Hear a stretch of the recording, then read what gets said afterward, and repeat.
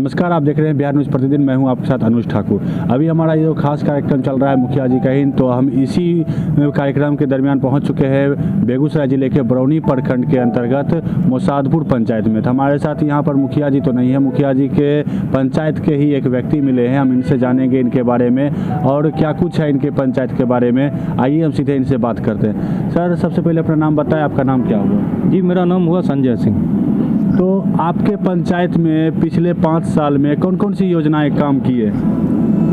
5 साल से तो इस पंचायत में कागज़ पर बहुत सी योजनाएं चल रही हैं, लेकिन धरातल पर बहुत सी योजनाएं जो चल रही हैं वो अधूरी हैं। अच्छा, तो अधूरी का मतलब क्या? आपका इशारा किस तरफ है? फिर इशारा इस तरफ है जैसे कि राज्य सरकार की 7 निश्चय योजनाएं हैं, जिसमें कि नली गली योजना, नल जल योजना, ये सब जो योजना है, अभी तक नल जल योजना का शुद्ध पानी किसी के घर तक अभी तक सप्लाई शुरू नहीं हुआ है, इसलिए इसे मैं अधूरा ही कहूँगा। अच्छा, ये नल जल योजना जो है और नली गली योजना है, तो इस नल जल योजना और नली गली योजना का मतलब पूरा काम नहीं हुआ है? अधूरा नहीं, अभी हमारे कहने का अर्थ नहीं, मतलब अधूरा है ही। अधूरा है ही। अधूरा है ही। अच्छा, सड़क की बात की जाए, क्योंकि हर जगह अभी मौजूदा स्थिति में लोग देश विकास की ओर आगे है, विकास आगे बढ़ रहा है हमारा राज्य, तो इस हिसाब से गांव में कितना आप विकास देखे हैं? गांव में भी सड़क बनी है, लेकिन अभी भी बहुत से सड़क अभी भी वैसे पड़े हुए हैं। अच्छा। जिसको बनाने की आवश्यकता है।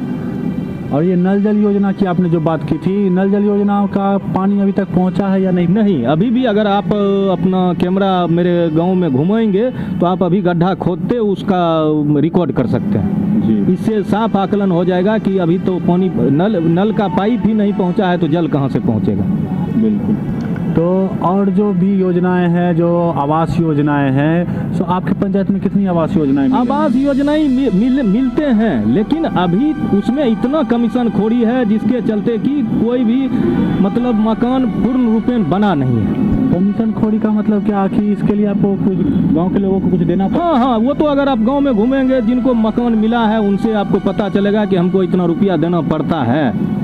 जैसा कि हमने कुछ पंचायत में घूमा था तो लोगों ने बताया था कि जिनका पक्का का मकान है उन्हीं को फिर से पक्का किया गया। जो झोपड़ी में रहते थे वो अब भी झोपड़ी में रहते हैं। पर आवास योजना की पैसा निकल रहा है, लोगों तक पहुंच रहा है या नहीं पहुंच रहा? आपके पंचायत में क्या आपका कहना 100% सही है। जिनको मकान है उनको ही मकान मिल रहा है, जो झोपड़ी में है वो झोपड़ी में ही पड़े हुए हैं। उनको ये कहा जाता है कि आपका नंबर अभी नहीं आया है, आपका भी नंबर आएगा, ये कह के उनका मुँह बंद किया जाता है। अच्छा, लेकिन मिलता है फिर बाद में? अब कब मिलेगा इसका तो कोई गारंटी नहीं है जी। फिर पक्के मकान वाले बीच में घुस जाएंगे, वो झोपड़ी वाले वहीं पड़े रह जाएंगे।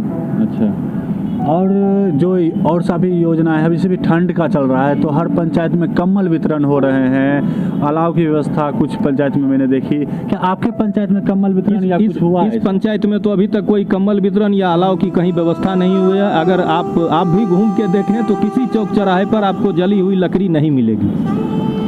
वर्तमान में कौन थे मुखिया? उनका नाम क्या? मुखिया मोहम्मद सालिम खान थे, जिनका कि इंतकाल हो गया है। अब तो वो बेचारे यहाँ हैं नहीं। अभी उप मुखिया पद पर विराजमान है और वही उनके कार्यभार को देख रहे हैं। कौन है उप मुखिया? उनका नाम राजू सिंह उर्फ राकेश कुमार कहा जाता है। अच्छा, काम करते हैं वो? काम तो अभी अब तो चुनाव आ गया है, वो क्या काम कर पाएंगे? वो तो अपने वार्ड में, वो वार्ड सदस्य थे, उसी से उप मुखिया का चुनाव होता है। अच्छा। जब वो अपने वार्ड में नहीं काम कर सके हैं तो इस 14 वार्ड में क्या कर पाएंगे? अच्छा, यानी कि उनका अपना काम भी ठप पड़ा हुआ? अपना उनके वार्ड का काम भी जस के तस है, तो 14 वार्ड का वो क्या करेंगे?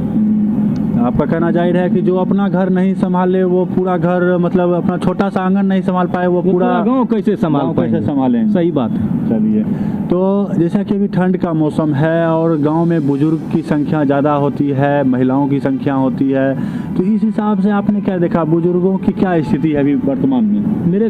मेरे गांव ही नहीं, हर एक पंचायत में अभी बुजुर्गों की स्थिति बहुत ही दयनीय है। इसलिए कि जो बुजुर्ग पेंशन लेने के हकदार हैं उन्हें पेंशन नहीं मिल रहा है, जो विधवाएं पेंशन लेने के हकदार हैं उन्हें वो पेंशन नहीं मिल रहा है। इसलिए मेरा ये मतलब सरकार से भी आग्रह होगा और जनप्रतिनिधियों से भी आग्रह होगा कि कम से कम जो जिस लायक है उसको वो योजना का लाभ दिया जाए। अच्छा, एक और राज्य सरकार की लाभकारी योजना है जल जीवन हरियाली, इसका क्या सब देखा? मेरे पंचायत में तो हरियाली का मतलब कोई वैसा प्रोग्राम नहीं चल रहा है।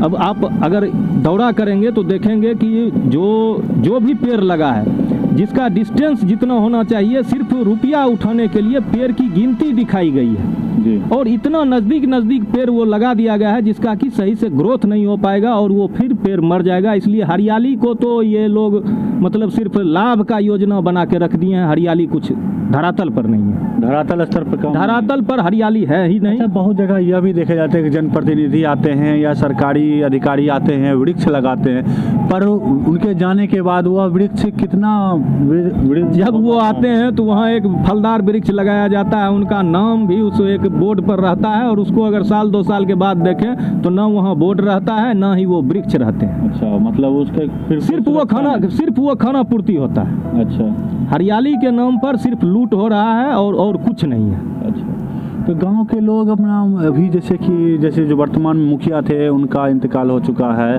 और वर्तमान में अगर जो समस्याएं आती होंगी गांव में तो वो समस्या किनके पास रखी जाती है? अभी तो तत्काल में 4-5 महीना पहले उनका इंतकाल हुआ है। अब जो जैसे इस गांव में और भी बुजुर्ग हैं, ये नहीं कि जो मुखिया होते हैं वही सर्वे सर्वा हुए, गांव में बहुत से ऐसे बुजुर्ग लोग हैं जो कि उस समस्या का समाधान करते हैं, उसमें हम लोग भी हैं जी, उसमें हम लोग भी हैं कि गांव के जो भी प्रतिष्ठित लोग हैं, बुजुर्ग लोग हैं, उनसे समाधान किया जाता है। लेकिन जनप्रतिनिधि के रूप में कोई नहीं, जनप्रतिनिधि के रूप में मुखिया का इंतकाल ही हो गया और उप मुखिया उस लायक नहीं है जो कि इस कार्यभार को संभाल पाए जी, यानी कि अभी वीरान चल रहा है। हाँ, अभी तो इस पंचायत में जनप्रतिनिधि के नाम पर विधवा विलाप चल रहा है जी।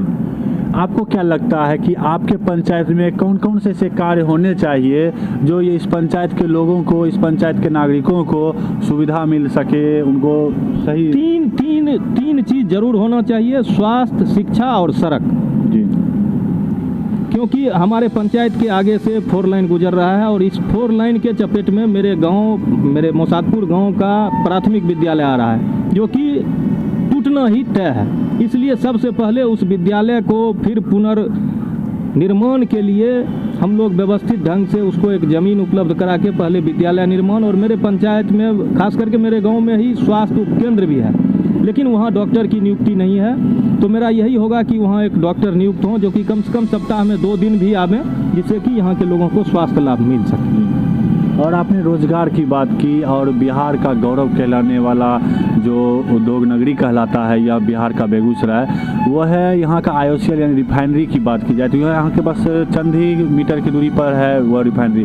तो उस रिफाइनरी से जो भी गैस निकलते हैं उसका अगर जो सेवन या उसकी जो भी चपेट में आते हैं इस गाँव के लोग, तो क्या उस रिफाइनरी में रोजगार है इस गाँव के लिए? रोजगार इस पंचायत के लोगों को रोजगार तो इस रिफाइनरी से मिलता है, लोग इस रिफाइनरी से, सरकारी नौकरी में बहुत कम है लेकिन व्यवसाय से इस रिफाइनरी के मतलब रिफाइनरी से जुड़े हुए हैं जिससे कि उनका रोजगार चलता है। लेकिन इसके प्रदूषण से जो लोगों को नुकसान है उसकी भरपाई के लिए रिफाइनरी वेलफेयर फंड से सही से इस्तेमाल नहीं कर पा रही है क्योंकि हम लोग इसका प्रदूषण सहन कर रहे हैं। तो मेरा हक बनता है कि वेलफेयर फंड से यहाँ स्वास्थ्य व्यवस्था, शिक्षा व्यवस्था या सड़क पानी की भी व्यवस्था में रिफाइनरी अपना योगदान दे, जो देना चाहिए वो रिफाइनरी अपना योगदान नहीं दे रहा है। अच्छा, आपने बताया कि यहाँ काम करते हैं पर सरकारी तौर से नहीं है, तो क्या जनप्रतिनिधि या फिर राज्य सरकार कुछ ऐसे प्रावधान नहीं ला सकती है कि परमानेंट हो या फिर सरकारी अगर तरीके से भी हमारे पंचायत के या आपके पंचायत के लोगों को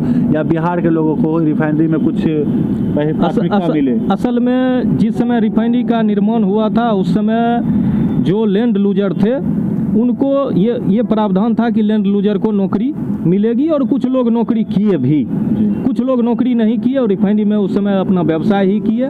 लेकिन अब ये प्रावधान नहीं है कि मतलब यहीं के लोगों को नौकरी दिया जा सके, लेकिन ये मेरी मांग होगी कि अगर टेक्निकल लोग हैं यहाँ तो उनको प्राथमिकता के तौर पर पहले उनकी नियुक्ति हो, बाद में किसी और की। योग्यता के हिसाब से उनको प्राथमिकता मिलनी चाहिए। अच्छा, तो आपने देखा कि इनका कहना है कि योग्यता के हिसाब से प्राथमिकता मिलनी चाहिए।